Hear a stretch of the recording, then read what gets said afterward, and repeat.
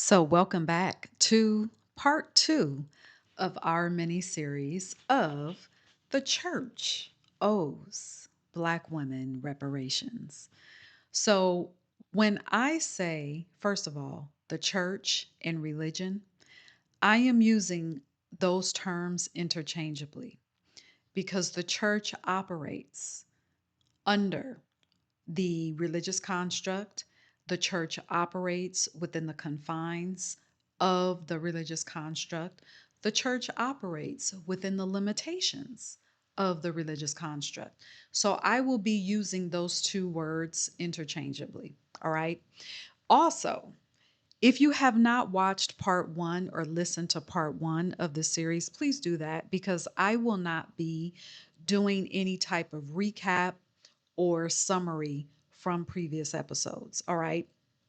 So please make sure you watch these in order. All right. So let's get into this part two. So, what is another reason why the church owes Black women reparations?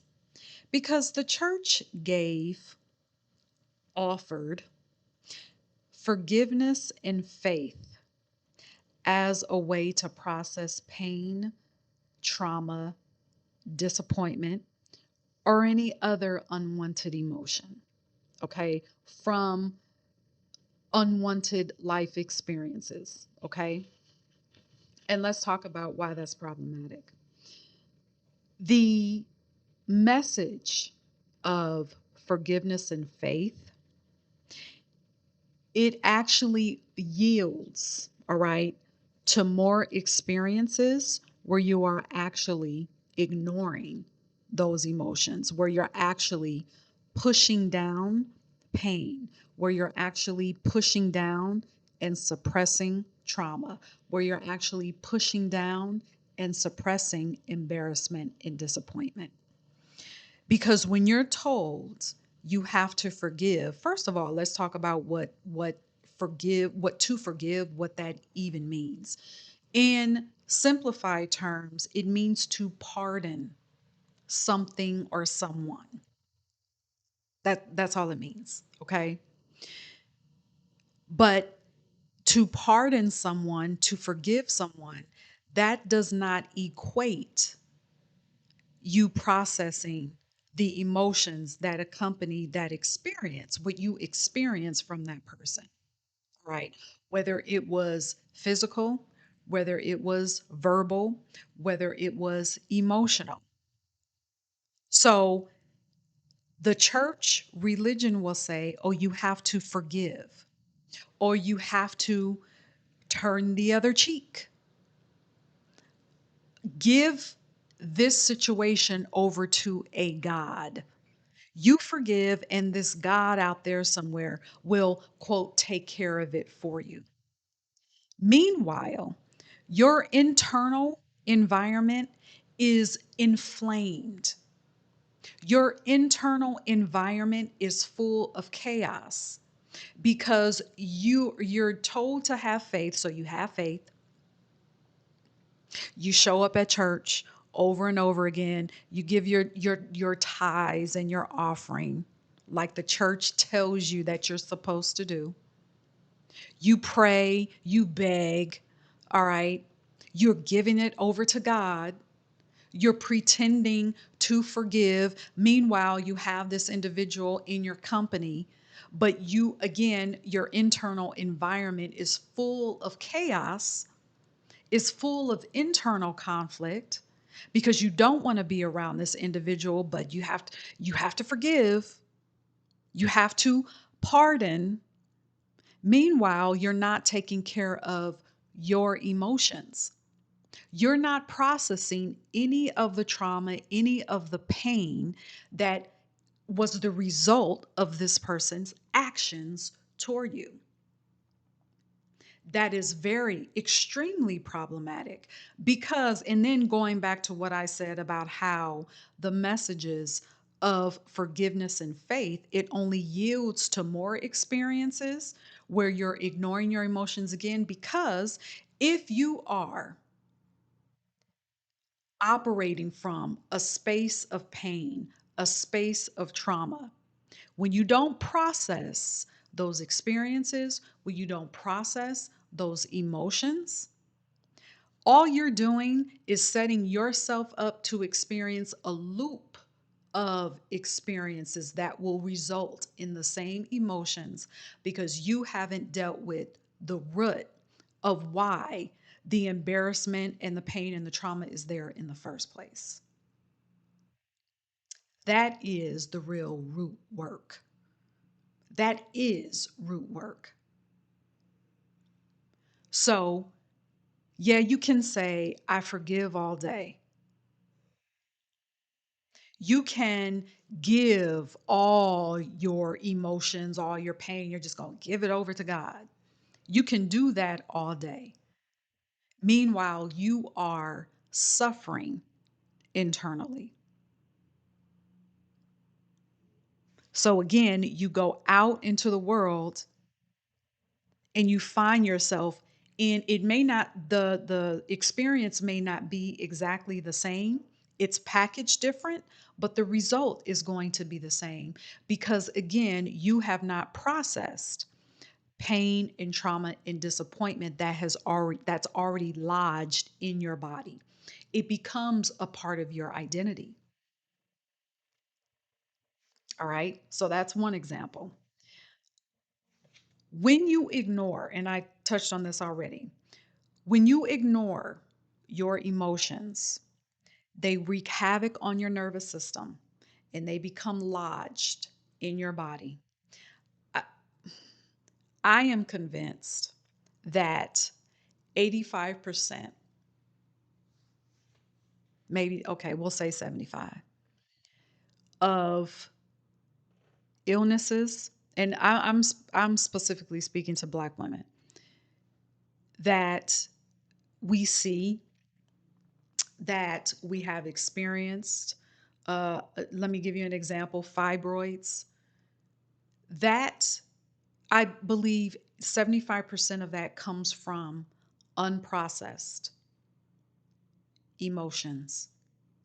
That comes from trauma that has not been addressed properly. It's been covered up with forgiveness and faith. Because again, you forgiving does not equate to you processing.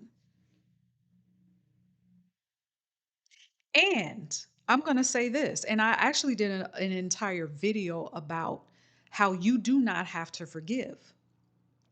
You don't have to pardon anyone because you've been taught that if you don't pardon someone, if you don't forgive someone, then somehow that's going to do damage to you, that that's somehow going to negatively affect you. No, it doesn't.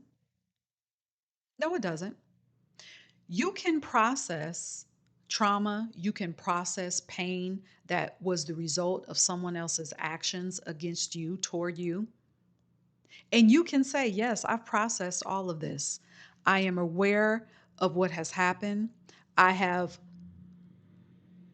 I have paid attention and given recognition to the pain that I have felt. I have dealt with it. I've gone through therapy. And no, I do not pardon that individual for their actions. And you can sleep very good at night. You can sleep very good at night. We have this, again, from religion, this whole push to forgive your enemies, love those that love you or hate you, uh, bless those that curse you. Stop. No, no, just no. Okay. So instead of a healthy assessment of emotions, so remember what I said earlier about how when you don't assess trauma, when you don't assess disappointment, when you don't assess any guilt or shame, you'll start to live by those emotions. Those emotions will become your identity because they get lodged in your body, and you'll start to experience just a loop of situations that look they they're different but packaged differently. That can happen Also, what can happen is that when you don't process emotions, you'll project that onto other people.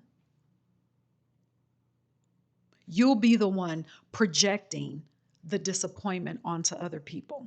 You'll be the one projecting your trauma onto other people. You'll be the one vomiting your disappointment onto other people, which negatively impacts your relationships of all kind. Romantic relationships, friendships, business relationships, any type of relationship that you have, it will be affected because you have not gone through a healthy assessment of your emotions because you've been taught, oh, just forgive and have faith. Mm-mm. Also, instead of a healthy assessment and acknowledgement of present emotions, you go into self judgment for having them in the first place. What does that look like? It looks like you saying, oh, well, I should be over this shit by now. Why am I still feeling like this? I'm just going to ignore it. Let me just go find something else to do. Let me just go find another degree to get. Let me just go find something else to add to my already long list of to-dos, instead of just pausing and saying, okay, this emotion is still here. So what if it happened a long time ago? Now I'm going to face it now. I'm going to assess this emotion or these emotions that are here. I'm not going to add anything else to my to-do list. I'm not going to judge myself anymore for feeling the way that I feel. So let me sit down. Let me gift myself a moment. Let me pour back into myself. Let me gift myself this space to journal, to go to therapy. I know I've said that more than one time in this episode. Let me do what I need to do so that I can alchemize this emotion or these emotions, so that I can stop self judging and just deal with, go toe to toe, go face to face with the emotions. Doesn't say anything negative about you. That is power. That is a spiritual practice. That is magic, to face your emotions head on, to get to be in a space where you are allowing a healthy assessment, where you're taking stock of the emotions in your body. That yields to you operating from your authentic identity as the original woman, as the oldest woman on this planet that carries cosmic balance and cosmic order. That is part of your liberation beyond religion. All right. So I'm going to save. We have a few others to go through. I'm going to continue to break this out over several videos. I don't know how long this series is going to be, but we're going to take our time and go through it. So let me know what your takeaways are. Uh, Again, go back and watch the first episode before you watch this one. Let me know in the comments how you feel about this series. Also, if you want support, okay? I support Black women in you reconnecting with your original identity. I support you in reconnecting with your divinity beyond religion. I take you through how to unhook your energy from religious dogma. That's what I do. All right. I have a membership. I have my Ascension membership, which is a monthly membership where we go through live sessions every single month. We have live sessions, live Q&As. All right. Very transformational. I also work with women one-on-one as well. Okay. So I will leave the links for you to check out my one-on-one packages and sessions, and information on my membership in the description box of this video. All right. Until next time, stay sovereign.